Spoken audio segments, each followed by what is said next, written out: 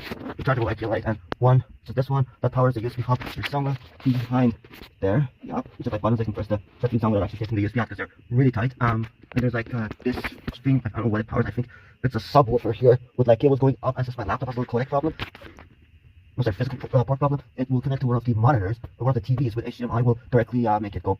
And this is sort of coming out of the 12 volts of this, and there's the little cable for that extension I was talking about, and which is a D-sub, the other one is a sort of a I don't know, like those audio connectors, DIMM style audio connectors, and a fuse somewhere, like a little signature, so it's a jumble of mess, but it's very tight. And back here where you see like the cardboard panel, this is where I'm going to put up my little power supply for the test.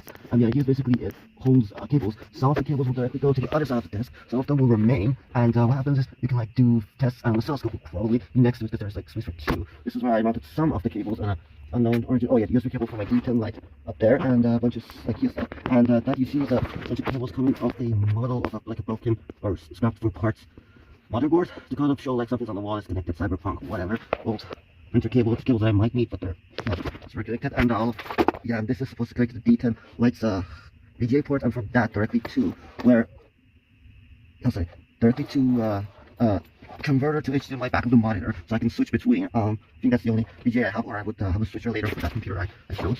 This is where like this is like an Iranian power adapter, so I use one of these converters with ground, and this is where 12 volt fans inside the power supply box up there that gets 12 volts from plants. It's like ginormous, and this little contraption is a PC fan connected like ducted or something with one of these like filters, so it filters a bunch of crap while it's on. It's supposed to come up there, and that is also a fan, so when my computer will remain, or my laptop will remain, like backwards, so a 360 thing, you would get it to, let's see, you would get it to cool it down and also not block the fans with crap. And this is something that holds a monitor arm, and these are two USB cables that go into the monitor stand, comes all the way here, goes all the way back here directly to a second, or the first USB 3.0 hub, which now connects to that USB 2.0 hub. These brackets hold this very janky homemade cable management, which is supposed to be a box I'll show you. It's supposed to like mount like IKEA stuff. It's supposed to be Home Depot. This big is because there's too much weight on the monitor. It kind of makes us flap. There's literally goes like hardware like so. Just yank it out. That's why I have to put like this and that and this is a whole bunch of like cables jumpered together with hardware feature, because this place is